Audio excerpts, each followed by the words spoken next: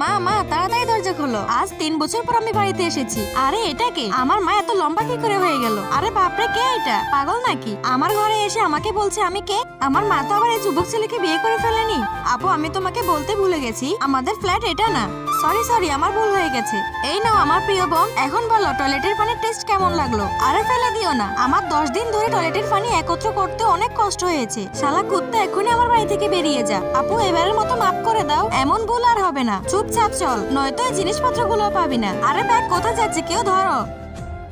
ইস, ছেলেটা যদি আমার বয়ফ্রেন্ড হতো। দেখো, ব্যাগের সাথে সাথে আমি তোমাকেও ধরে ফেলেছি। যদি তোমরা চাও তাহলে আমি তোমাদেরকে সাহায্য করতে পারি। এনে ভাই, এ তোর খাবার। বাহ, সূর্য কোন দিকে উঠেছে? আরে কুকুরের বিস্কিট, আমার তরফ থেকে এই খাবার আপনার জন্য। আরে আপু, তুমি আমাকে কুকুরের বিস্কুট দিয়েছো আর ওই ছেলেটাকে ভালো খাবার দিয়েছো। দেখ ভাই, ওই ছেলেটাকে যদি দুলাভাই বানাতে চাস তাহলে তোকে কিছু একটা করতে হবে। কি করবো? কাজীটাকে নিয়ে আসবো? আরে ভাই, অতিরিক্ত কথা বলা ভালো না। বন্ধুরা, তোমরা কি ভিডিওতে লাইক সাবস্ক্রাইব করো না?